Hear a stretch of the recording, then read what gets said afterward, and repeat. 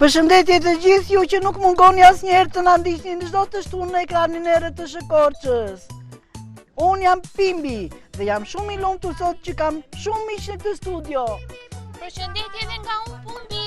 Si fillim dua t'ju uroj të gjithë besimtarëve Bektashin gëzuar ditën e Sultano Vruzit. Sot ne kemi në pjesën e parë një sociologe e cila do të na tregojë për jetën e saj dhe për problemet apo shqetësimet që kanë fëmijët e të rinj të sot. Fillojmë! Po ti bukurosh që si të quajnë? Ester, Ester, më thuaj nga vjen. nga Korça. Nga Korça e dimë, se dhe nga Korça po vimë, po në cila shkollë? Muzikëtoria e parë shqipe, Çfarë klase? Ester, të katërt. Çfarë të pëlqen ty më shumë? po mos mi vit Të pyetje nga ti more. bicikletën. Bicikletën? Do marrë dhe mua një xhiro. Po, Po fri gomat mire. Ne kemi shumë qef bicikletën. edhe unë. Do Bye. kënaqemi sot, mirupafshim. Pafshim, Përshëndetje. përshëndetje, Si e ke emrin? Juen. Joen, më thuaj pse i kaq me qef sot që po na bugjicëshën kështu. Po ti unë? Ka shumë emocione këtu. Emocione. Po mos ki fare, ne i duam shumë të gjithë fëmijët me Emocione zi kam vetëm presim. unë se nuk më sillni mjaltë. Dhe të sjellëm 2 qype me mjaltë. Faleminderit. Të fala emocioneve. Mos i sill, se pastaj s'ka mendjen të bëj emision ai. Ikti ore. Mirupafshim. Pafshim. Shko shpejt të marrësh mjaltin. Waca syçka. Shumë të bukura, po dhe flokët i ka shumë të bukura. Flok syçkës i ke emrin? Mia. Mia. Mia, pa na thuaj çfarë të pëlqen më shumë në shkollë ty? Nga lëndët? Po, Ose nga ushqimet, s'ka problem. ushqimet s'kan të bëjnë me shkollën, mo po lere Kan vazhdim se po mos engre nuk ke fuqi të mësosh. Nga lëndët më pëlqen anglishtja, nga ushqimet më pëlqen mjalti. Përshëndetje. Përshëndetje. Si e ke emrin? Simion. O Simion, po pse më dukesh mua sikur ngjan çik me Pimbin ti? Jo, Mos e ke qef mjaltin ti? Po, më pëlqen shumë mjalti. E po prandaj thashun që ngjan. Më pëlqen shumë mjalti. Jo. Është vetëm imi mjalti. Po në shkollë çfarë të pëlqen? Më pëlqen shumë matematika dhe gjua. Po sa Sa bukur. bukur. Atë do t'i ndajmë gjërat që mos të bie shumë barë. Ti do bësh matematikën dhe gjuhën ndërsa unë do mjaltin tën. Jo, unë them që edhe ti të marrësh matematikën. Kurse unë do mësoj gjuhën dhe matematikën dhe mjaltin. Jo. Po mjalti s'ka gjë për të mësuar, po unë them që mos hash më shumë mjalt. Mirupafshim. Mirupafshim. Përshëndetje. Përshëndetje, O, ja ku na erdhi dhe një bukuroshe tjetër. Si e ke emrin? unë kam emrin Noemi. O, Noemi, pa na fol pak për shkollën. Mua shkolla më pëlqen, gjua më pëlqen shumë, matematikën se kam qef fare, Po muzika? edhe muzika është shumë e bukur. O, sa bukur. Do na kënaqen e diun. Po, Mirupafshim. Mirupafshim. Po ti bukurosh? Çdo këtë nga shtëpia ton. Iç, dua mjaltin tënd. O, nuk kemi mjalt. O mami. Ase ta tregoj unë ty. Prisa të vi mami kemi mi mjalt. masë. Pa më thuaj si të quajnë. Unë quhem Gjorgi. Jorgi, mjalti duhet të na sjellë që unë duam i vogël e të rritem. Jo, Gjorgi, ne duam vizatime të na sjellësh. Se shumë fëmijë na kanë sjellë dhe na kanë kënaqur. Okej, unë do të sjell ty vizatime dhe ty do të sjell mjalt. Jupi, faleminderit. Faleminderit, Bye. mirupafshim. Pafshim. S'kem të marrë këtu. Oj sa bukur. Oj, sa bukur, O më ç'kemi. berizan. Sa fëmijë të dashur janë këta. Pa më thuaj ti Xani, si të quajnë? Emi. Emi, po këto flokët dhe këto syçkat ku i ke gjetur ti? O, mua më ngjan shumë e lidhe në botën e çuditërave. Dhe ajo kishte flok shumë të bukur. Do më japësh një xhiro këto syçkat? Jo. Ftu. Oj, sa mirë ja Atëre, bëre. do më japësh një vazull me mjalt. Më fal, një qyp me mjalt. Sa mirë ja 2 bëre. qypa me mjalt. Jo. 3 qypa me mjalt. Jo. Kurnace. Do na kënaqni sot apo jo? Po. Faleminderit, mirupafshim. Mirupafshim. Përshëndetje. Përshëndetje. Përshëndetje. Si quhen juve të dy? Unë jam Pimbi. Edhe unë jam Pumbi. Mjalt të ngrënësi. O, po ti nuk na njihje ne jemi arushët më të mirë. Unë quhem Meita. Edhe Pimbit, e di që i pëlqen shumë mjalti. Faleminderit, po më pëlqen O shumë. nuk duaj të sjellësh. Jo, do më sjell, Edhe faleminderit. mua më pëlqen mjalti. Po jo sa mua. O nuk duaj të hash me te prisi do të Po prishe s'ka se dhëmbët. ta duash vetëm ti mjaltin. Po unë kam shumë vazo me mjaltë në shtëpi, do të sjell të gjysmën. O, sa bukur. Nuk i del gjysma ati, jo. Lere, leta një vazo për ditë. O, sa qef. Sa Jo, mbaroj jo. misionin do ikim bashkë në shtëpi, do të shoqëroj unë, mirë? Mirë, hajde. Papsim. Po ti bukurosh kësë ti quan? Arja. Arja, çfarë të pëlqen ti më shumë? Mua më shumë më pëlqen mjalti. Mjalti. O, po ne nuk Po, pyesim vetëm për ushqimet, pyesim Nga i edhe për gjetëm shkollën. Nga i gjetëm ta gjive mjalti. Po në shkollë çfarë të pëlqen? Në shkollë më pëlqen frëngjishtja dhe gjua. Atere. Shumë Ai pak suksese. përshesh me frëngjishte me gjuhë dhe mua më sill pak mjalt. Por ty duhet të sjellim dhe libra se akoma A të lumë. Po libra Se ai nuk di shumë mirë të Atje lexoj. kam shumë libra. po duhet të Mirë. bëhesh me i gjuar. Mirë, faleminderit Shumë atere. mirë i I pranoj dhe librat. Po me një libër, 2 vazo mjalt, dhoro. Okej. Faleminderit. Do lexoj mjalt. Do lexoj libra. Miru pafshim. Pafshi. Bye. Ua, edhe ky syç ka të më mjaltosura. Po. Sa syç ka të bukura. Shumë të bukura i ka dhe ky. Mos thuaj si të quajnë. Stavros. Stavros. Po Stavros, çfarë të pëlqen ty në shkollë të bësh? Mua më pëlqen gjua dhe fiskultura. Po të luash sa me bukur. shokët, futboll, basketboll, Po fiskultura të volejboll. gjitha janë në fiskulturë. Po dhe sporti është shumë i rëndësishëm. Ke qef të luash sport? Jo dhaq. Pse? E po kur të pëlqen fiskultura Apo atëherë ke si më nuk të shumë qef të pëlqen? lexosh? Kam më shumë qef të bie kitar. Kitare, sa sa bukur. Do na këndosh dhe në ndonjë këngë. Do të bie. Po sa Sa bukur. bukur, me si Do presim. kënaqemi. Miru Faleminderit, pafshim. miru Pafshim. pafshim. O pumbi, kjo vajza po na buzëqeshen, më duket se na ka sjell një altë. Jo, nuk e besoj. Përshëndetje. Përshëndetje, më thuaj si të Përshëndetje. quajnë. Mua më quajnë Neda. Era. Era, dhe flokët i ke shumë të bukura. E be ja, Faleminderit. e fu. Të mira, ti marera. Pa më thuaj çfarë të pëlqen ty më shumë? Mua më pëlqen matematika. O. Pa më thuaj një formulë. Sa bëjnë 2 edhe 1. Daj në 2.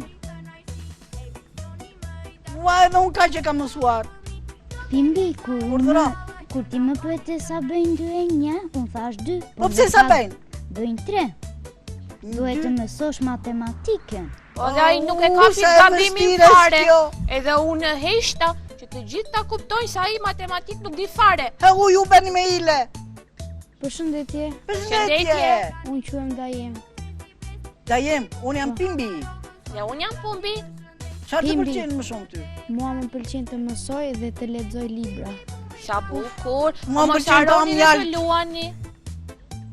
Do të sjell ty Pimbi, do të sjell 4 qypa me mjalt. Sa bukur. Jo, Ti je jo, jam i jo. dashur. Faleminderit. Jo, se ju kështu nuk e ndihmoni Pumbin, Pimbin. E o pse do bëj mësimet duke ngrënë mjalt. Jo, Do jo. më ndihmosh në mësimet. Po, Shumë faleminderit. po Mirupafshim. duhet të mësosh edhe vetë. Po, kjo është një këshill shumë e mirë. Pafshim. Një princeshë bukurashke. O, sa bukur që në ke veshur. Faleminderit. Kjo si pas ke futur nga ndonjë përrallë. Shumë bukur është veshur. Pa na thuaj si e ke emrin. Nikol. Nikol. Nikol, pa na fol pak për shkollën. Mua më pëlqen shumë shkolla. Po do një lënd. Po ty Pimbi të pëlqen? Më Aha, pëlqen. po. Pushimi i madh. Pushimi i madh. Po. Çfarë bën në pushimin e madh? Ka në pushimin i madh, ha buk, luaj edhe Edhe bën detyrat. kopjoj detyrat në fakt. Po, Po pse ha vetëm mjalt në pushimin e madh? se mos vetëm në pushimin e madh. Edhe në pushimin e vogël am mjaltu. Edhe kur s'ka pushim fare ai vetëm a. Po kur ke mësim çfarë bën? E vras mendjen. Për çfarë? Kur do vi pushimi i madh që ai taj prap. Ah, ti çamaro, vetëm mjalt ha. Mos haro të na kënaqësh sot, ti bashkë me fëmijët e tjerë. Pafshi. Mirupafshim.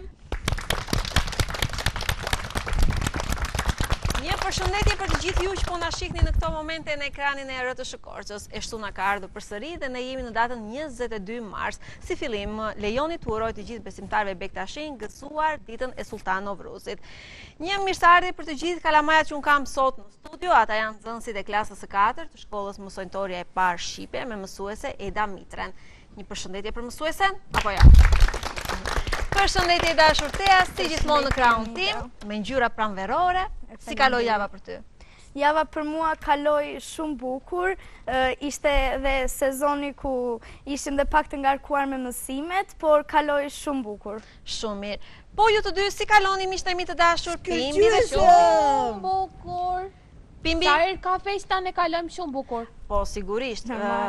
Ku ka festa, ka dhe ushqime, ka dhe mjalt, Po. ka dhe rëmuj për ju të dy, kështu që Ka dhe Po, pushime. prandaj kemi super kënaqur. jeni super kënaqur. Po, më vjen mirë, më vjen mirë. Më lejoni të prezantoj të ftuarën për ditën e sotme. Në krahun tim është zonja Maria Dojqe. Zonja Maria është pedagoge në Universitetin Fanoli dhe është sociologe. Përshëndetje dhe mirë se erdhe në emisionin tonë. Faleminderit që pranuat që përveç auditorit ku keni student, të jeni dhe pranë fëmijëve më të vegjël. Kënaqësi për mua dhe faleminderit ju për ftesën, që asnjëherë nuk haronit na bëni pjesë edhe të ngjyrave fëminore. Faleminderit. Sepse ne arrim te auditori duke kaluar në këto cikle. Georgi, që në fillim të emisionit, kur mori vesh që kisha një sociologe, tha, kam një pyetje. Georgi, e bëmi Po ne në shkollë kemi vetëm psikologe, jo sociologe. Çfarë do me thënë sociologe? Kjo ishte pyetja e Georgit përpara se ne të fillojmë bisedën tonë. Georgi, në fakt ndjem shumë e befasuar për këtë krahasim kaq të bukur që ti ke bërë. Në fakt po, ju keni vetëm psikologe në shkollë, por duhet keni edhe një sociologe, sepse sociologja është ajo që plotëson psikologun. Kur ju ndodh një problematik në klasë, apo kur nuk merreni vesh me shokët, me mësuesen, keni ndonjë paqartësi, është sociologja ajo që ju jep zgjidhjen. Ndërsa psikologu e jep një lloj zgjidhje pas sociologut. Është një hap më mbrapa, sepse reaksioni i parë që ne na ndodh në veprimtarinë tonë jetësore është marrëdhënia që kemi me të tjerët. Dhe sociologu pikërisht studion dhe mundohet të reatojë marrëdhëniet shoqërore. E kuptuat. E kuptuam. Gjithsesi gjatë bisedës, Maria do ta thotë se si procedohet gjatë punës së saj, kështu që do ta kuptoni më mirë pozicionin e një sociologe. Ose kur të shkoni në pjesën e gjimnazit, bëhet tashmë lënda e sociologjisë, do ta kuptoni se sa e bukur është lënda e sociologjisë. Do ta dashuroni të gjitha atë lëndë, jam e sigurt për këtë. Maria, kam një Atëherë, pyetje për Tea ty. nis me pyetjen. Sa vite shkollë keni bërë për të qenë sociologe? Kthehemi vite pas. Me thënë të drejtën Tea janë shumë vite, por 26 janë të dokumentuar. Janë shumë vite shkollë, jo vetëm për të bërë një sociologe, por dhe për të kaluar në ato etapat themit të thellimit brenda profesionit të sociologjisë, siç janë grada dhe titujt shkencor, duke i përmbledhur të gjitha nga faza ku janë sot fëmijët tuaj të ftuar në studie, nga arsimi bazë që është shkolla 9-vjeçare deri tek specializimet që unë kam marrë post universitare, 26 vite janë të dokumentuar. 26 vite. Imagjino Pimbi sa shumë do i duke. Po le, Pimbi nuk i llogarit, nuk i numëron dot deri në numrin 26. Jo më të jetoj dhe të punoj dhe të marr grada. Përshëndetje profesore Maria, kam edhe unë një pyetje. Përshëndetje Pimbi dhe Pumbi, dukeni shumë interesant. Jemi në restorant ashtu. Vetëm unë jam pak mizgjuar. Dhe mi i bukur, dhe mi mjaltosur. Dëgjoj, kur të mbaroj emisioni në vëzhgimin e një sociologeje, nuk do ta lëshoj Marian pa dhënë opinion për ju të dy. Patjetër. Opinion profesionistik. Me që presim. Kështu që silluni mirë deri në fund të emisionit. Por sa Pimbi, bëjmë një pyetje. Ota Maria, përse zgjodhët të ishit sociologe dhe jo një filozofe për shembull? Në fakt, sociologjia, nëse hym pak në origjinën si ka lindur kjo shkencë, është derivati i filozofisë. Filozofia është ajo që i ka hapur rrugën lindjes të shkencës së sociologjisë dhe psikologjisë bashkë. Më fal e një pyetje, ç'a ishte ky debati? Debati është që filozofia është mama. Kjo derivati që tha diçka të tillë. Ah, derivati. Po. Derivati në fakt më fal Pimbi se ndoshta përdora një term pak për janë pak fjalë të vështira për ne këto kontekstit. E drejtë. Ata të dy janë klasë të parë, këta këtu janë klasë 4, dhe ata që po na shohin në këto momente Mund të jenë dhe më të vegjël. Mund të jenë dhe parashkollor. Po, unë ju kërkoj ndjes në fakt për ndonjë term, kështu që më shpëton, por derivat do të thotë rjedhoje. Po, kështu e kuptoj. Po. Dhe filozofia është mama e sociologjisë dhe psikologjisë. Është ajo që hapi rrugën dhe bëri të mundur lindjen e dy shkencave të tjera, pasi vetë filozofia u konsolidua si shkencë. Dhe është psikologjia dhe sociologjia janë bijat e filozofisë. Pumbi, ke ndonjë pyetje për O, Marian? patjetër, me zipres, me që jeni dhe pedagoge, pa na thoni pak si janë raportet tuaja dhe me studentët. Ne në fillim të marsit kaluam 7 marsi, no? Po. Sepse ideja është që 7 marsi është vetëm për mësuesit dhe në klasa e 9. Por jo, 7 marsi është për të gjithë edhe për pedagogët e universitetit. Po, për të gjithë ata që edukojnë breza, është e vërtet. Atëre, Pumbi, unë do të them kështu realisht, marrëdhëniet e mia personale me studentët janë marrëdhënie mes kolegësh, sepse studentët e mi do të jenë kolegët e mi të ardhshëm, kur të mbarojnë studimet dhe aftësimin e tyre profesional. Kështu që unë mundohem t'i trajtoj si kolegët e mi të ardhshëm. A e shihni një student në auditori si kolegun tuaj të ardhshëm? Po, është kjo që sa po thatë. Po, patjetër që po, sepse çdo student që zgjedh të aftësohet në auditoret tona është kolegu ynë i ardhshëm. Ka patur raste të tilla, Marian? Po, kemi shumë raste, jo pak, madje edhe këtë vit që ne jemi, në auditoret tona kanë erdhur 3 studentët tanë si pedagog. Sa bukur. Por i hasim dhe në shumë institucione ku ne shkojmë, madje edhe këtu djali që më vendosi mikrofonin më tha profesore, sepse ka qenë te fakulteti ynë dikur. Kështu që gjithmonë kudo që shkojmë ne hasemi me ish studentët tanë, të cilët i kemi sot në pozicione shërbimi. Maria, sot bota ecën me hapa galopant, kështu që zhvillimet janë shumë dinamike dhe jo të gjitha arrin të përshtyten ose të perceptohen dhe nga nxënësit. Sa ndikon kjo në gjendjen e tyre emocionale? Atëre, sot është e vërtet që ka një larmi shumë të madhe dhe shumë dinamika për të rinjt, edhe për fëmijët, edhe të moshës që ju keni sot në studio.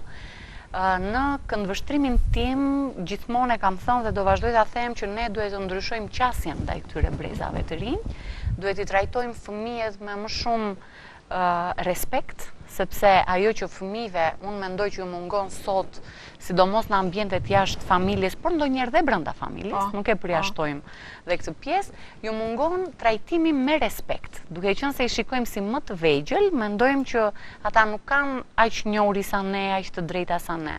Në fakt është e kundërta, ata për moshën që janë i kanë njohurit e mjaftueshme dhe ne duhet i respektojmë për atë që janë dhe për atë moshë që kanë. Por mungon sot masivisht respekti dhe mënyra se si ne i drejtohemi për të folur, si komunikojmë me ta, mënyra si ju kërkojmë një mendim dhe shpeshherë i neglizhojmë në vendimarrje.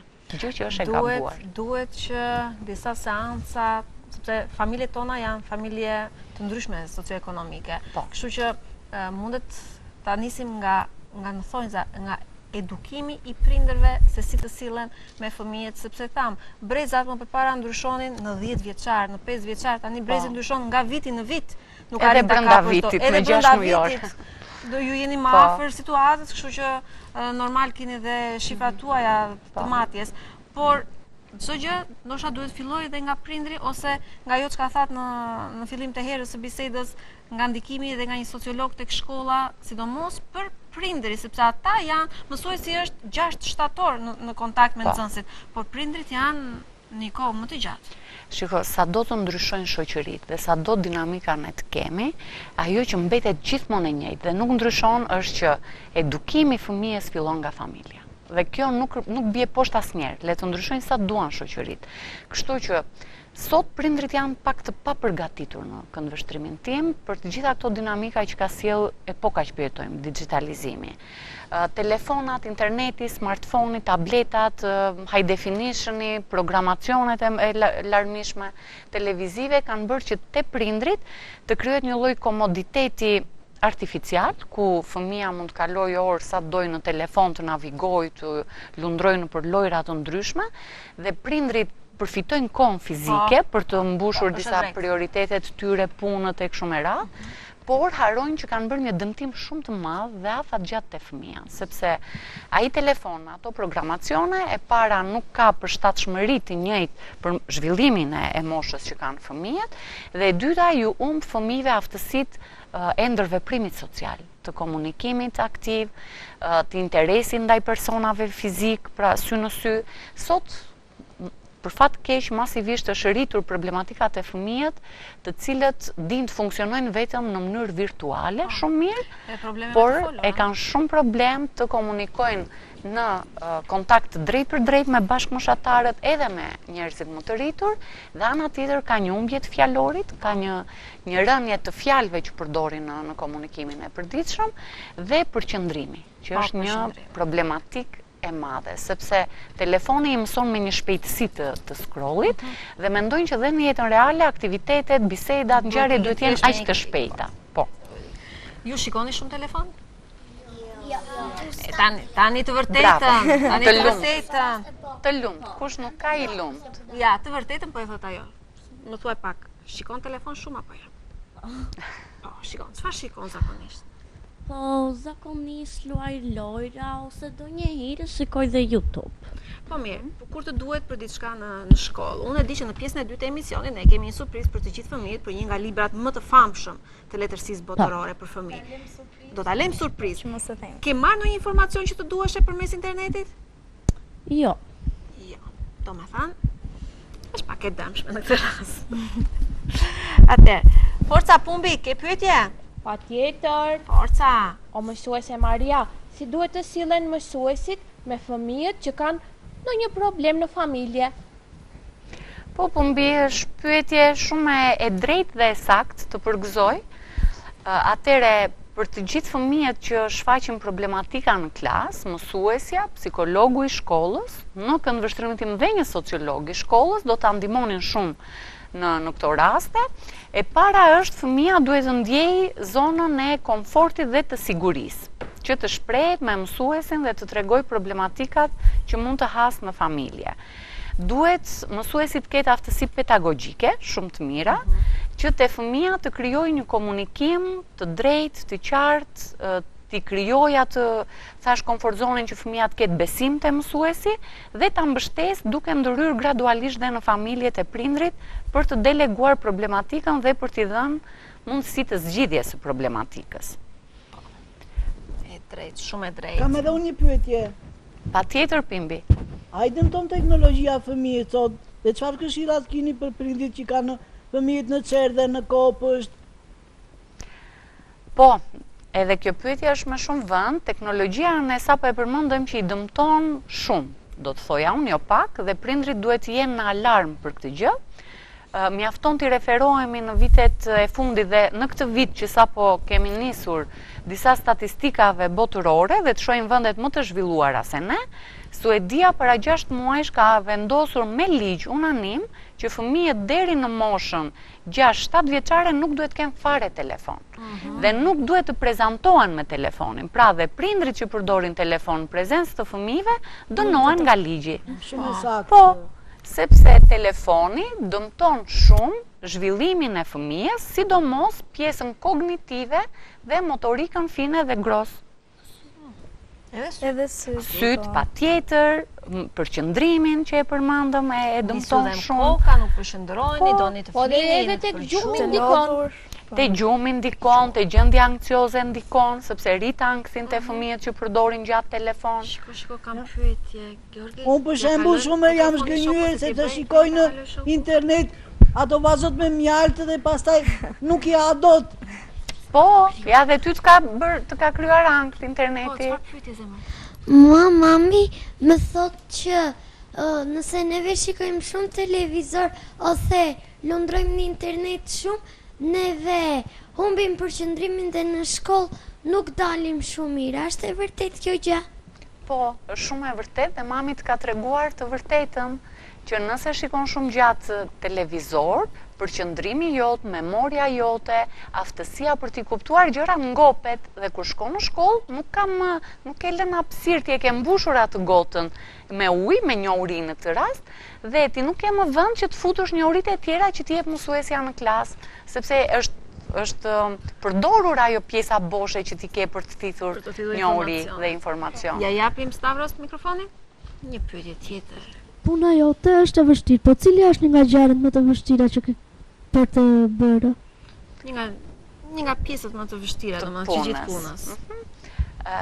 Çdo punë ka vështirësi, jo vetëm puna ime. Në jetë gjithmonë ne duhet të përballemi me vështirësi dhe t'i sfidojmë ato. Kur kam filluar universitetin dhe studimet e larta, më zhdukur shumë e vështirë, më zhdukur që duhet lexoja shumë, pafund libra, duhet bëja shumë materiale për t'i bindur pedagogët që unë isha një studente e mirë, dhe kjo më dukej shumë e vështirë. Por kur merrja rezultatet në fund dhe fillova të kuptoj që kjo punë nuk qenë ka e vështirë, sepse sa më shumë unë lodhem, aq më shumë fitoj në nota të mira dhe arria atë që unë dua, synimin tim. Pastaj kur fillova punë si pedagoge, më duk që ishte e vështirë që njohuritë që unë kisha t'i transmetoja te studentët. Dhe shpeshherë pyesja veten, apo i mësoj unë drejt siç duhet studentët, apo ju jap njohuritë e dura. Kur vinte faza e provimit dhe unë shikoja që ata dilnin me rezultate shumë të mira në lëndët e mia, aty kuptoja që prap ja vlente mundimi dhe ishte vlerësuar. Po. Tani vazhdoj me kërkimin shkencor, sepse çdo profesion nuk mbaron kur ti mbaron shkollën. Profesioni që ti jesh gjithmonë i aftë në punën që ti bën, duhet gjithmonë të kontribosh. Dhe unë tani merrem pak me studime shkencore që shikoj gjithmonë çfarë flitet tani për sociologjinë, çfarë problematika studiojnë tani sociologët, dhe mundohem të bëj ndonjë studim të vogël për ngjarje që ndodhin në qytetin tonë. Tea ka një pyetje. Çfarë sporti mund të ndihmojë fëmijët të shkaktojnë stresin që kanë? Të shkarkojnë stresin që kanë fëmijët. Po. Çdo aktivitet fizik e ndihmon fëmijën për të shkarkuar stresin. Fillon që prej ecjes, por ecjes në kilometra, jo vetëm një ecje rreth lagjes, deri tek sportet e mirë organizuara. Unë vetë duke qenë një ish basketbolliste e sugjeroj shumë basketbollin, sepse është një lojë aksion ku fëmia jo vetëm shkarkon emocione fizikisht, por mësohet të punojë në grup, sepse loja e basketbollit zhvillohet vetëm në grup, ti nuk mund ta zhvillosh individualisht. Por dhe tenisi është një sport shumë i mirë që sërish ju ndihmon shumë të shkarkoni energji negative dhe të jeni fizikisht shumë të fuqishëm dhe të mirë, të shëndetshëm. Nësa unë kam gjetur me mjaltin. Mos e pyet atë. Mjalti është i shëndetshëm, po deri diku, Pimbi, se ndryshe të dëmton. Georgi, ke mikrofonin në dorë, forca bëj një pyetje. Çfarë kishe për të thënë? Telefonin që fëmijët shikojnë shumë, është e vërtetë që përqindja më e madhe që fëmijët vënë syze është nga telefoni? Këtë nuk mund ta them me saktësi, sepse unë nuk jam okuliste. Te një okulist do të jepte një përgjigje më të mirë, por unë mendoj që ekranet kanë shumë filtra dhe nuk japin dëmtim të drejt për drejt të syri, por nga ana tjetër prap mendoj që ai përqendrimi brenda një ekrani të vogël, po mund të dëmtojë syt. Ju loth. Edhe shoqja ka një pyetje dhe më pas kalojmë tek pyetja e Pumbit. Po tani, kur ishe ti e vogël, përdorje shumë telefon, si u shfaq kjo në mësimet tënde? Nuk ekzistonte zemër. Kur unë isha e vogël, telefonat nuk ekzistonin fare. Vetëm telefoni i shtëpisë ekzistonte ose i postës. Atëre ka qenë telefoni postës, i shtëpisë filloi kur unë kam qenë në gjimnaz, dhe kur unë kam qenë studente, filluan telefonat e parë, po jo smart. Po Nokia, telefonat që ishin thjesht me butona. Smartphone-in e kam parë kur unë jam bërë nën. Jonita, Mia ka një pyetje. Mia ka një pyetje. Ja ta marr mikrofonin për Mia. Mia, forca Mia. Të lutem, mund të më thua se çfarë të pëlqen më shumë, çfarë gjëja më e bukur të jesh një sociologe? Po. Së pari më pëlqen shumë mënyra si më drejtove, me të lutem. Gjë që e dëgjoj shumë rrallë sot te fëmijët, që të përdorim fjalët e duhura në vendin e duhur. Fjalët magjike. Fjalët magjike, të thëna ndryshe. Puna më e bukur e sociologut është sepse merret me marrëdhëniet e njerëzve dhe mundohet të kuptojë se si çdo komunikim që ne kemi me njëri tjetrin, që nga shikimi i njëri tjetrit deri tek fjala, prekja, gjestet e trupit, sociologu mundohet t'i kuptojë dhe t'i japë një shpjegim se çfarë shkaktojnë ato te tjetri. Pra, kur ne ndjehemi të mërzitur. Të lodhur. Çfarë na ka mërzitur? Ka qenë një faktor social që ne na ka bërë të ndjehemi të mërzitur. Këtu dhe e ndihmojmë psikologun që ta kuptoj cili faktor ka shkaktuar mërzitjen te X njeri. Dhe kjo është shumë e bukur në fakt. Që ja bëjmë të thjesht, ti e mërzitur me shoqen tënde dhe vjen e mërzitur në shtëpi, do të thotë që shoqja jote të ka mërzitur. Ju të dyja ishit shumë shoqe, por tani nuk jeni më. Kjo është lidhja sociale që kishit ju të dyja. Po. Dhe sociologu tani i studion shkaqet. Pse ti je mërzitur me shoqen? Çfarë ka thënë shoqja që ty të ka ndikuar negativisht? Pra këtë merret sociologu. Pumbi, forca Pumbi. O, kam edhe unë një pyetje. Forca. Pse është e rëndësishme zhvillimi i orës së sociologjisë për shkolla dhe a mendoni ju se duhet të nis herët, për shembull që në klasën e 9? Ne thamë që të paktën në brezin tim lënda e sociologjisë bëhet nga viti i parë deri në Bëhet dhe tani. Po. Edhe tani bëhet, por me zhvillimin, me ndryshimet që po ndodhin, a mund të jetë edhe pak më herët? Është më herët, është edukata qytetare, që bëjnë fëmijë nga klasa e 5 ose e 6, mos gaboj. Po edukata qytetare është në klasën e parë, njohuri për shoqërinë. Njohuri për shoqërinë. Është në klasën po, e parë. Është qytetaria. Ne më pas ose qytetaria. Edukim fizik. Edhe qytetaria është jo, edukimi fizik me sporte. Me sporte. Por edukata qytetare apo qytetaria tani, sepse kanë ndryshuar termat që ju kanë vendosur lëndëve, është pikërisht ka lidhje me sociologji. Nuk është mirëfillti sociologjisë, sepse vetë sociologjia merret hyn edhe në pjesën e politikës, të ekonomisë shumë e kështu me radhë, por një ndër filtrat të themi të sociologjisë është dhe edukimi qytetar, ku ne mësojmë rregullat si qytetar të devotshëm, si duhet sillemi brenda familjes, në lagje, në komunitet, në shkollë dhe kudo ku ne marrim pjesë. Pra rregullat bazë se si ne të jemi qytetar të devotshëm, pra të sillemi mirë, të jemi të respektueshëm, të jemi altruist, të duam njerëzit e tjerë të ndryshmit tanë, t'i respektojmë, t'i ndihmojmë në rast nevoje, janë të dimë si të ecim në rrugë, kur të mos ndalojmë një makinë t'i dalim pa pritur, po të ndjekim vijat e bardha, të dimë rolin e policit në komunitet, të dimë rolin e gjykatës, rolin e mjekut, të stomatologut, pra të gjitha rolet sociale që ne marrim në jetë, i mësojmë nga qytetaria. Më pas, kur rritemi dhe shkojmë në gjimnaz, sepse para gjimnazit nuk mund ta kuptojnë dot sociologjinë, ju hyni mirë filti në mësoni lëndën e sociologjisë, e cila zgjerohet sepse ju më thash në faktor politik, si funksionon shteti, si funksionojnë partitë politike, si funksionojnë institucionet, pra zgjerohet pak gama e sociologjisë. Por, për moshën që keni, ju duhet qytetaria shumë, se si ju të rriteni fëmijë dhe qytetar të devotshëm të këtij vendi. Ja, japi mikrofonin shokut, pyetja e fundit nga fëmijët dhe më pas Unë kam për të bërë 2 pyetje. E bëjmë një, bëjmë një, pastaj tjetrën. Cilat lëndë duhet të studiosh që të bësh sociologe? Shumë interesante.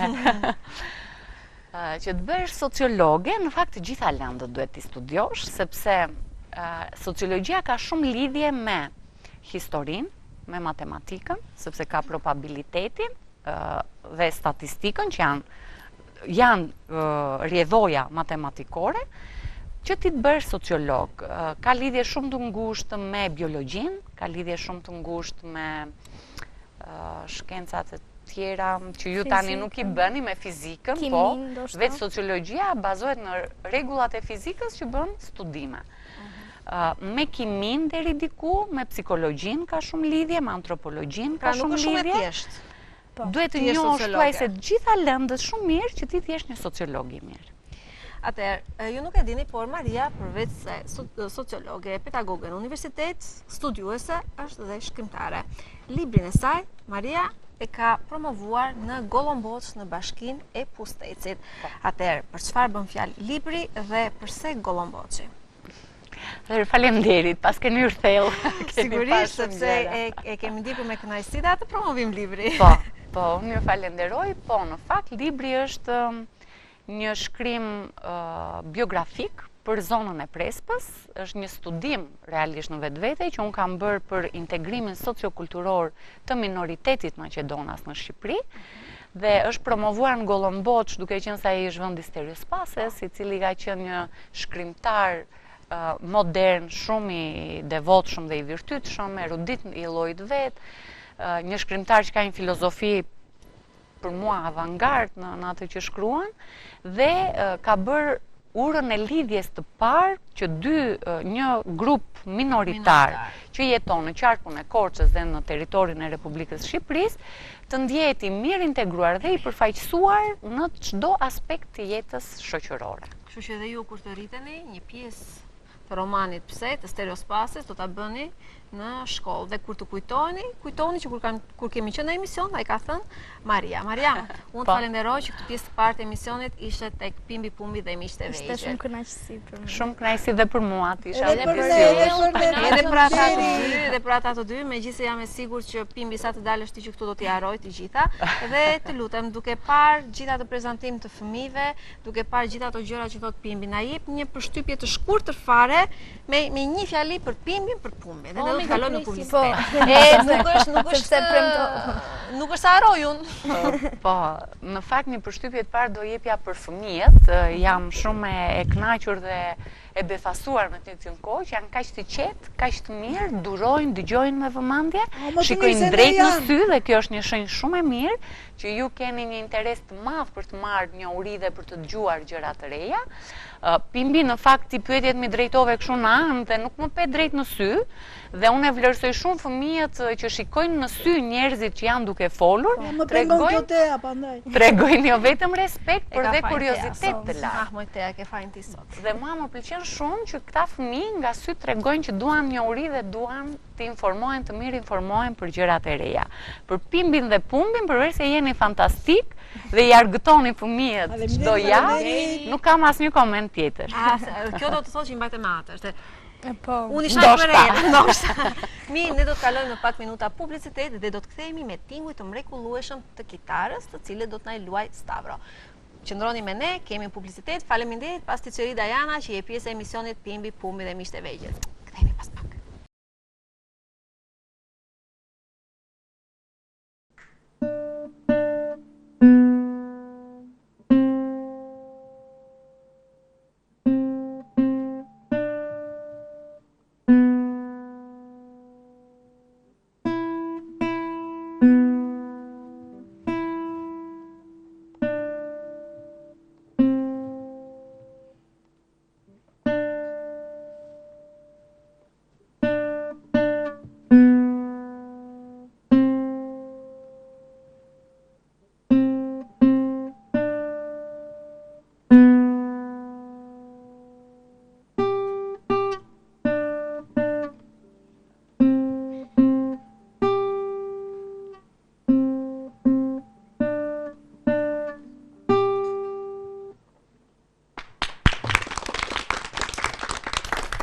Bravo, të lumt.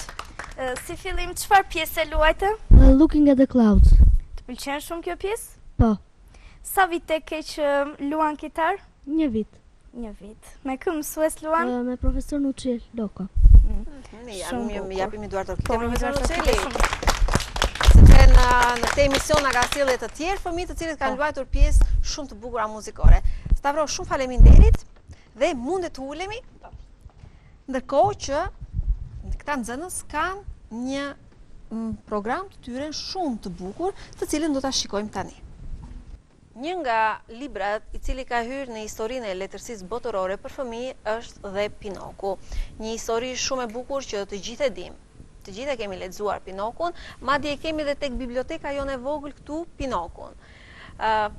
Carlo Collodi, një nga shkrimtarët i cili ka hyrë në histori me këtë libër, ka ardhur dhe tek nxënësit e klasës së 4, të cilët kanë bërë një projekt shumë të bukur, të cilin duan ta shpalosin sot në emisioni Pimbi, Pumbi dhe miqtë e vegjël. Unë juftoj të gjithë ju fëmijë që po na ndiqni në këto momente nga ekrani i RTS Korçës, të dëgjojmë diçka të shkurtër për autorin dhe për personazhin, të cilin do të na i thotë Tea, dhe më pas, siç e shihni ka piktura pafund këtu, do t'i shpalosim një për një të gjitha. Forca Tea. Jonita, dhe ne kemi dëgjuar për Pinokun, po nuk e kemi takuar asnjëherë në pyll. Nuk e keni takuar asnjëherë në pyll? Po sepse ai ishte një dru dhe më pas u bë një buratin i bukur. Dhe më pas një fëmijë i vërtet, kështu që prandaj s'mund ta keni takuar në pyll, sepse Pinoku ka shkuar në shkollë, është bërë një djalë shumë i mirë, e dëgjon Carlo Gepetton, kështu që nuk besoj se u ta rastisni në pyll. Gjithsesi dëgjojmë pak Tea. Carlo Collodi, emri i tij vërtet ishte Carlo Lorenzini. Pseudonimi Collodi e mori nga një emër i fshatit tij të nënës. Fillimisht punoi si gazetar dhe startist, duke shkruar për tema politike dhe shoqërore. Ai përktheu dhe përshtati shumë vepra për fëmijë, para se të krijonte Pinokion. Pinokio, vepra avonturire e Pinokios, u botua për herë të parë në vitin 1881, si sër në një gazet për fëmijë. Historia e Pinokios, një kukull prej druri që ëndërron të bëhet djali vërtet, ka pasur shumë përshtatje në filma, teatro dhe media të tjera. Carlo Collodi vdiq në Firenze në vitin 1890, pa e parë suksesin global të veprës së tij. Sot ai është konsideruar një nga shkrimtarët më të rëndësishëm të letërsisë për fëmijë. Emi, ma je pak këtë pikturën, ti do të më tregosh. O, sa bukur! Shikoj mo Pimbi, shikojni dhe ju fëmijë, sa të bukur e ka bërë Pinokun. Buratinin e drujt që pushtoi gjithë botën e fëmijëve. Ka ndihmuar dikush? Forca e Edhe unë trego ku të rritem më vetëm klas 4 çu do pikturoj? Po, sigurisht, po ti më mjafton të mësosh alfabetin njerë, sepse ti s'di alfabetin. Tani mos i nxjerr të gjitha të palarat në sy të këtyre fëmijëve, po hajde të dëgjojmë pak Pinokun, kur të vesh të klasë të 4 do pikturosh Pinokun e Peter Panin e të gjitha me radhë, mos u shqetëso, do t'i marrësh deri klasat një nga një. Forca. Kush të ka ndihmuar për të bërë? Mua më ka ndihmuar kushërira ime. Më trego pak për projektin që ju kishit. Ne kishim na thanë mësuesja që do vinim në bibliotekë dhe do të bënim gjëra për Pinokun kështu. Informacione dhe mua më tha të bëja një vizatim për Pinokun. Vizatim për Pinokun. Dhe ke bërë shumë të bukur. Të lutem. Kemi këtu tjetër. Kush e ka këtë? Unë. Edhe këtë e ke ti. Atëherë Pinoku, Gepetto, Carlo Collodi. Ja, një sekond. O, sa bukur! E tregojmë dhe për të gjithë fëmijët që po na shohin. Shumë të talentuar. Vërtet, po, Pumbi. Janë disa piktura të Pinokut. Ja me Gepetton duke ngjyrosur, duke pikturuar. Pa më thoni pak, përse i rritej hunda Pinokut? Sepse gënjente. Por bulk ti çfarë ishte? Ishte ndërgjegja. Bravo Pumbi. Më pas, ku përfundoi Pinoku? Në barkun e balenës. Më pas në barkun, si fillim, shkoi në cirk. Më pas Lekët, ku i shpërdoroj lekët që Carlo Gepetto shiti pallton e tij, ku i shpërdoroj? Në cirk. Shpërdoroj në cirk. Më pas shkoi në qytetin e fëmijëve, Gjoja qytetin e fëmijëve, ku pjesa më e madhe e fëmijëve ktheheshin në Gomer. Po. E mbajmë këtu. Forca, kush nga ju do të më flas për Pinokun? Forca kuklla. Ma jep pikturën, ta tregoj unë? Ti ke pikturat e tua. Gjithsesi, më fol pak për Pinokun. Tani Pinoku është një kukull e drujtë që është bërë një prallë shumë e madhe. Mua shumë më pëlqen Pinoku shumë se një prallë, është një nga prallët e mia të preferuara. Më pëlqen Zana i thot shumë gjëra të mira Pinokut, që ta ndërgjegjësoje që të bëhet një djalë i mirë dhe Zana e ndërgjegjëson Pinokun që të mos gënjejë, sepse kur gënjen Pinoku hunda e zjatet. Në fund të prallës Zana Pinokun e bëri një djalë të vërtet, sepse ai ja premtoi vetes që nuk do gënjente më bukur. Po, të lumë, kjo ishte paka shumë gjithë fabula e Pinokut. Pra, në qoftë se besojmë në ëndrat e vërteta, ndoshta një ditë kthehen në realitet. Ashtu si Pinoku u kthye në një fëmijë të vërtet. Kjo është piktura jote? Po. Toka? Jo, unë atje kam vizatuar një perëndim dielli. Tani unë kam bërë atë kur e pas në YouTube. Unë vete e bëra, nuk më ndihmoi njeri. E ke bërë shumë të bukur. Faleminderit. Edhe paka shumë doja të bëja një vizatim për verën. Për verën, mezi po e presim verën të shkojmë nëpër plazhe. Unë do t'i marr pikturat me radhë. Po. Po ne do na bësh një pikturë. A do të bësh një pikturë për ata? Jo, të ka marrë Inat, ta tha që në fillim të emisionit. Edhe unë nuk t'i jap mjalt nga Inati. Po ti nuk e për Mundet vete. të qohemi dhe më fol pak. Tani shikoni çfarë ka sill ky shoku juaj. Ua, sa bukur. Ky është Pinoku i vërtet. Ashtu. Shikojeni pak këtu. Pinoku i vërtet është ajo Jonida. Ky është Pinoku i vërtet i bërë nga një djalë i klasës së 4. Jo nga Carlo Geppetto, por nga një nxënës i klasës së 4. Pa shikojeni pak edhe pikturën, edhe Pinokun, ja po e nxjerr pak në profil që t'i shihni edhe undën, sa të gjatë e ka. E ke bërë shumë të bukur. Kush të ndihmoi? Mua nuk më ndihmoi asnjë njeri, por drurin ma solli babi. Unë i bëra kapelen me letër dhe gjita me silikon duar dhe këmbët. Më pas e vizatova syt dhe flokët. Dhe e pikturova me penela. Kurse vizatimin shumë i bukur. Vizatimin e kam që nga një projekt që e bërë me gjithë klasën, që vajtëm tek biblioteka dhe bëm për jetën e Pinokut. Për unë në këtë vizatim, si skicim e pash në foto dhe ngjyrat bardhëzi, ja kam dhënë vetë. Po e ke bërë shumë të bukur Etian, shumë të bukur. Eitan. Eitan, ta thash Etian, më fal. Urdhëro, me kujdes kokën e Pinokut. Atëherë, kemi diçka për Carlo Collodin? Apo e kemi tek dramatizimi atë pjesë? Ja, në rregull. Mbaj mikrofonin, çojmë në këmbë dhe flasim për jetën e Pinokut. Po, në qoftë se dëshiron, mund të ta lexosh ose të thuash një përmbajtje të gjithë asaj. Po, vazhdo, flasim. Carlo Collodi, emri i lindjes Carlo Lorenzi. Lindi më 24 nëntor të vitit 1826 në Firenze dhe vdiq në 26 tetor 1890. Një nga letrarët më të famshëm për fëmijë italiane dhe botërore, me veprën më të njohur Pinoku, përralla e famshme për fëmijë. Jeta dhe veprimtaria. Domenico Lorenzi, i ati ishte kuzhinier dhe nëna Argjolina Orzali shtëpiake. Kjo e fundit ishte me origjinë nga Collodi, fraksion i Pesha, emër që frymëzoi pseudonimin, me të cilin mori famën në botë. Familja Ginori i dha mundësi të studiojë. Lorenzini i ri jetoi në Palazzo Ginori, në fasadën e të cilit gjendet sot një pllakë përkujtimore.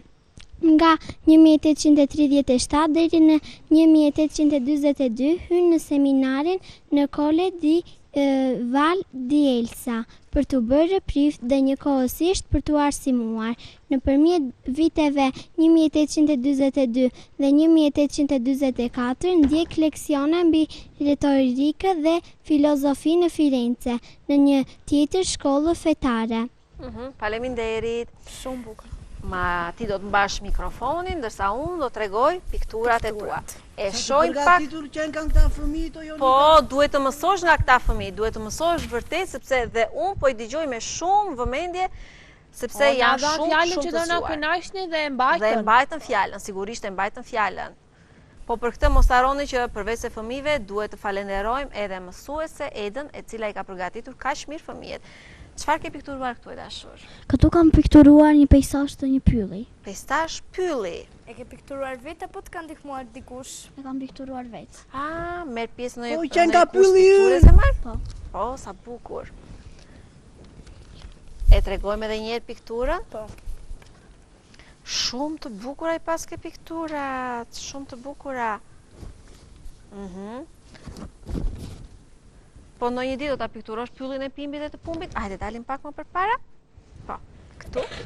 Në një ditë do të pikturosh pyllin e pimbit dhe pumbit apo jo? Po, do ta pikturoj dhe pimbin duke ngrënë mjalt. Aha, pimbin edhe ti duke ngrënë mjalt. Ja dhe një lule. Më pas këtu kemi një vazo me fruta. Portokalla janë këta? Limon. Limon. Ishin me mjalt ato vazat. Ishin me mjalt, edhe letrën do kish ngrën Pimbi, edhe letrën. Mja, se po më qënë në goja Edhe letrën do kish ngrën ai. Ja dhe një moll. Shkon tek qyteza në pikturë? Po. Bravo, të lumt. Në qytet ka shumë fëmijë të cilët kanë ardhur në këtë emision, jo vetëm në vegla muzikore, por edhe në pikturë dhe vërtet na kanë sjellë piktura shumë të bukura, të cilat ne bëm ekspozit me to natën e vitit të ri. Në RTS Korça tek emisioni i fëmijëve Pimbi Pumbi Edhe Festoj. këtë do t'i ruajnë fëmijët të bëjnë përsëri një ekspozito, Jonida. Po, nëse këta na i dhurojnë, ne do t'i mbajmë për të bërë ekspozit, ne përsëri do të bëjmë ekspozit. Me kënaqësi zemër. Shumë faleminderit. Edhe jo, Pinoku mbaj se ke bërë shumë të bukur. Në rregull, në fund të emisionit. Mbaj pak mikrofonin ti e dashur se nuk e folur. Çfarë ke përgatitur për ne sot?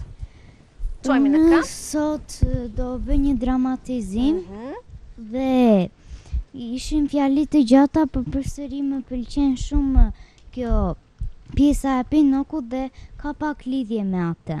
Shumë mirë. E ke lexuar librin Pinoku? Po e kam lexuar sepse na i ka dhënë edhe mësuesja për pushimet verore. Oh, sa bukur, shumë mirë, kështu që ju keni një sër librash të cilat i lexoni kur mbaroni shkollën dhe kur vini, një pjesë të tyre keni të lexuar dhe kështu që kurseni kohën nga koha e mësimeve, domethënë librat jashtëkollor. Sigurisht, a e di mësuesja që s'bën. Jo, mësuesja e di që dhe lexoni ju, prandaj u ka thënë librat. Po.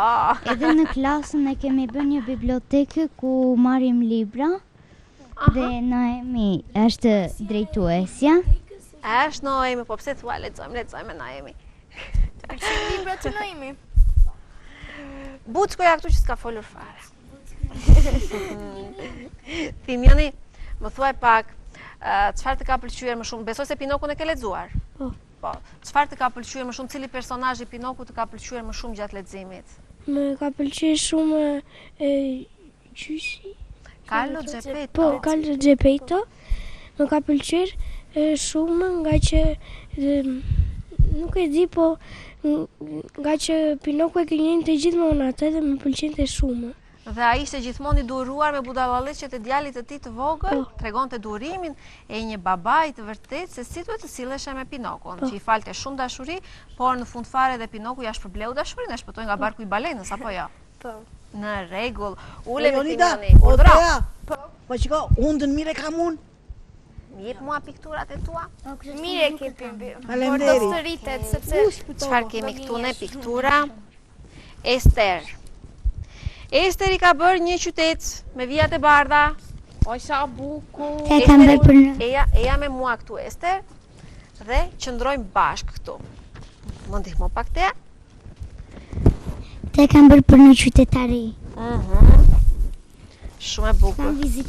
Kam vizatuar një nga xuzët e Borbardhës. Një nga xuzët e Borbardhës. Një nga prallat tona më të preferuara. Si quajnë atë xuzin? Kush është ky? Nuk e mbaj me. Ky më duket si gjumashi mua. O, sa mira është ora për gjumë tani.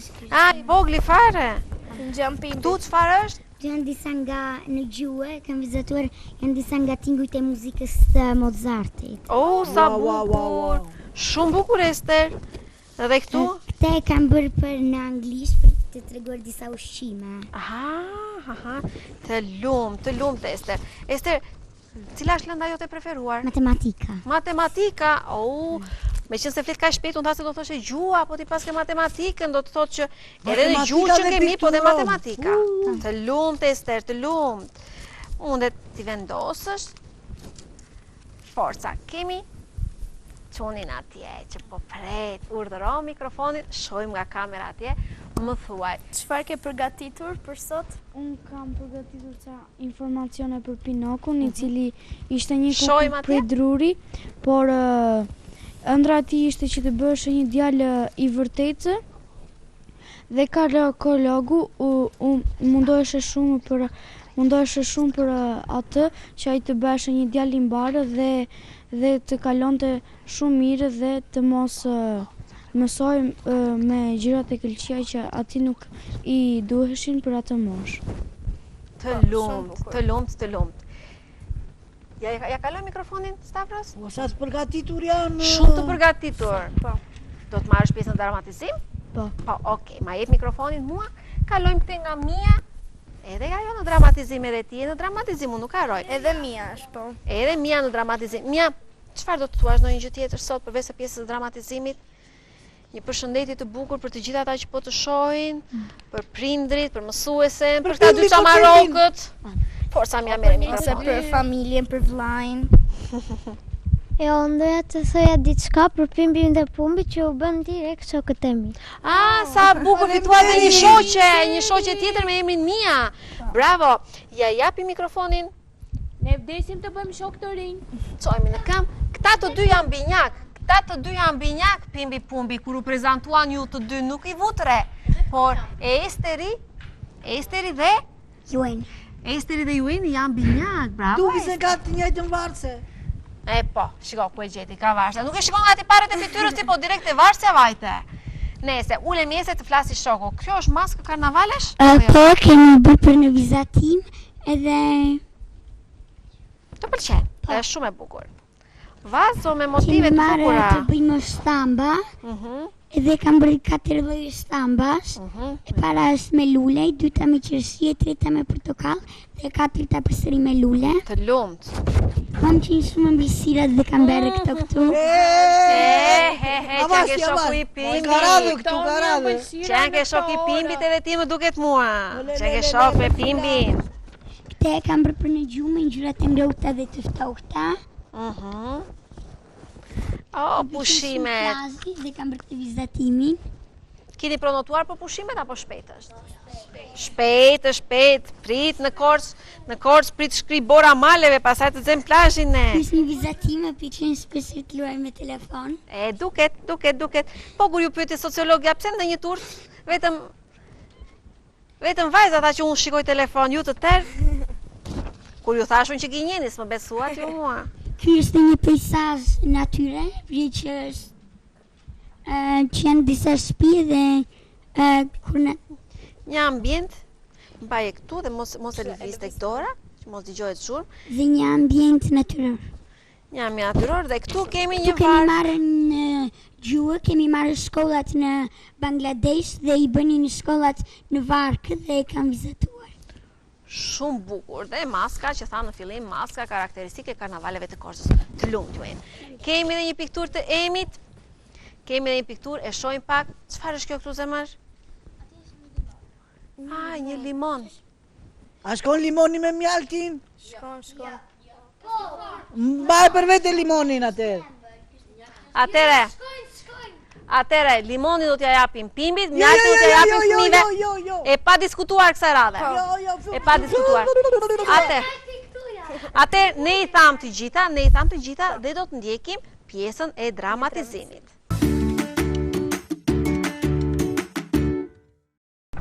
Në muajin shkurt ka ditëlindjen Carlo Collodi, autori i romanit për fëmijë Pinoku. Me rastin e ditëlindjes së tij ne organizuam në mjediset e bibliotekës Cimi Mitko një veprimtari në të cilën ne folëm për jetën, veprën dhe krijimet e Carlo Collodit, të cilat kemi dëshirë të interpretojmë këtu në emision. Pjesët për dramatizim janë shkëputur nga libri me tregime, do vi nga smore të Carlo Collodit. Mazinoja ishte djali më i mbar i kësaj bote. Babi dhe mami gjithnjë i bërtitin, por ai zbante zë. Mësuesi, nga qefi i madh që kishte për ta ndëshkuar, e linte pa ngrënë, por ai merrte masa e përpara se të nisej për në shkollë. Gjithnjë e mbushte barkun mirë. Por erdhi një ditë kur prindrit e mësuesi e kuptuan se kishin shumë gabim që gjithnjë e qortonin. Dhe kështu punët shkuan për herë më mirë. Kur Mazinoja haronte donjëherë të lante duar dhe fytyrën, mamaja, në vend që t'i bërtiste, i thoshte: Të lumt Mazino, e shoh që si ke lar as duar as fytyrën. Mirë ke bërë, nuk bëhet shaka me ujin, kujdet, to es dhe të dhem gjokë si pastaj. Me sa duket tani do t'jesh ngritur nga shtrati. Po, mami. E disa është ora 9, kurse më tej duhet të ishe në shkollë. Si bësh më fliej, po bëja një gjumë që...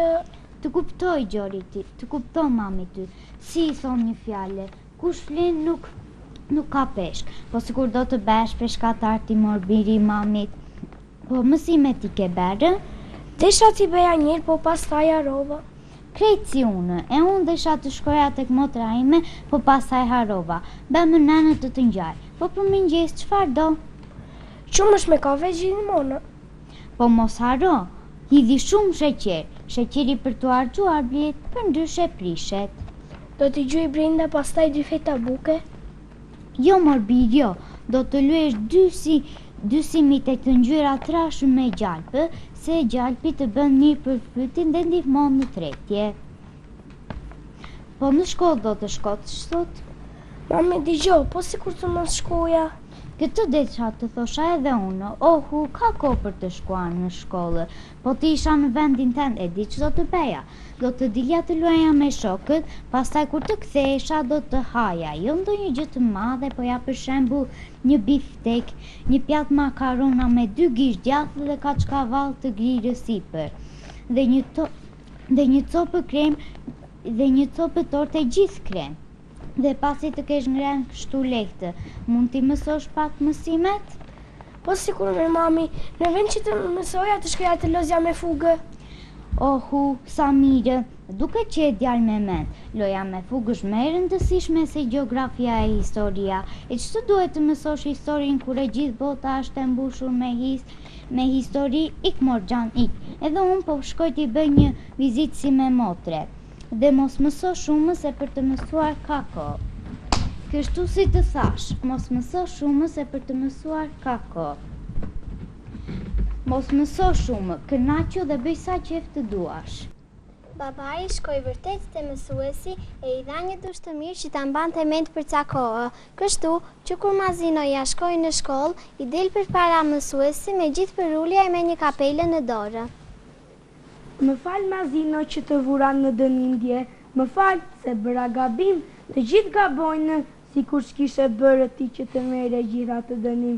Ja, se mësove mësimin, se mos është në një faj, se mos e kam për detyrë nxënësit si ta mësojnë mësimin, edhe kjo na duhet. Haj tani, të më falësh e të mos e zemë në gojë këtë punë. Mi trego pak li fletore tani. Shumë mire, ja dhe fletore të mbushur këtë me zgaravina. Zgaravina tregojnë se shkollari është djalë punëtor dhe mëson mirë. Djemve të zellshëm si ti u duhet dhe në zemër. Priti shoh pak librat. Shkëlqyeshëm, ja dhe librat e coptuare të grisur. Këtë tregojnë që ditë që mëson mire me kujdes. Për librat që ke coptuar e grisur, po të vë pejse. Dhe, në qoftë se rrugës duke ardhur për në shkollë, do të humbësh dhe në një rrugës, do të shtoj dhe 5 notat të tjera, që të marrin si shembull edhe shokët. Po këtë njollën këtu përpara mbi këmishës, si e ke bërë? E bëra sot në mëngjes duke lëpirë sheqerin në fund të filxhanit. Njollat të shkon shumë me fytyrën. Unë gjithnjë kam pasur i në nxënësit me këmishë të bardhë. Nxënësit më kanë pëlqyer, kështu si ti, gjithë njolla. Për atë njollën e bukur të kafes me qumësh, po të vë 6. Më shumë meriton, po s'ka gjë. Po tani thuaj më Mazino, e ke mësuar gramatikën? Po kështu më një herë se them dot. Shumë mirë, ma thua një herë tjetër, po aritmetikën e ke mësuar? Po zotëri. Çfarë tregon një kryq i vogël kur vjet me 22 numrash? Po ja, them se tregon një kryq. S'është tamam kështu. Do ma thuash një herë tjetër, po gjeografinë e ke mësuar? Po zotëri. Në sa pjesë ndajmë zakonisht Italinën? Në 4, Italia e sipërme, Italia e poshtme, Italia e mesit dhe Italia... Çfarë Italie? Po ja, Italia mënjane. S'është tamam kështu, po s'ka gjë, herën tjetër e di që do më përgjigjesh më mire, po të vëdhjetër me që u përgjigje të gjitha pyetjeve të mia ndeshmërisht. Mazinoja i mbarë doli shkëlqyer në provimet e fundit të vitit. Kështu, prindërit i dhuruan 10 kulaçe, një pastë për të sjenës. Me këto fjalë mbyllet tregimi Mazinos. autori ishte shumë i kënaqur me kryeveprën e vet dhe vendosi t'u shpërndajë dhe shumë gazetarëve të tjerë, por asnjëri nuk ja pranoi. Madje dhe ata më zemërmirët i qeshën më në sy. Me këtë fjalë që nga ky çast autori e ngushëlloi veten me këtë fjalë. Sa ke që asnjëri nuk deshte të ma boton të tregimin, çmësimi i bukur do të qej për ta prindri që s'pushojnë së shari dhe për ta mësuesi që gjithmonë duan të mundojnë. Po si bësh që nka e thënë që çunave gjithmonë gjoja për t'i vënë të mësojnë, duhet t'ju biesh më qafë. Tani po ju pyes juve lexues të vegjël, a ka ndonjë djalë më dembele më të mërzitshëm se ky Mazinoja? Oh, ja ku na qenka dhe Pinoku yni dashur, si erdhe deri këtu vërtet, si erdhe? Histori e gjatë. Po ja, kur u larguan nga shtëpia Rangatës, së kuqe mendova të dinja në bore t'ju kërkoja, por përpara syve të mi më dolën 2 hajdute. Hajdute? Oh, Pinoki shkrejtë, po ç'donin ata? Po ja, donin të më merrin monedhat e mjatarit. Oh, ja. Une jam batha, por ata më ndoqën dhe më kapen dhe pastaj më varen në një pemë shumë të lartë. Më vjen keq, më vjen me të vërtetë shumë keq. Kemi ardhur në fund të emisionit dhe për ditën e sotme të dashur teleshikues. Faleminderit që keni qenë në RTS Korça në emisionin Pimbi Pumbi dhe Miqtë e Vegjël. E përsëris edhe një herë për të gjithë të ftuarit e mi të ditës së sotme, nxënësit e klasës së 4 të shkollës 9 vjeçare, mësojnëtorja e parë shqipe me mësuese Eda Mitre. Shumë faleminderit mësuese, ishin të gjithë të përgatitur dhe na kanë kënaqur me interpretimet e tyre të Pinokut dhe të personazheve të tjerë të shkrimtarit Carlo Collodi. Faleminderit Tea, faleminderit Pimbi Pumbi, faleminderit të gjithë. Japim një përshëndetje nga ekrani të gjithë. Mirupafshi! Mirupafshi!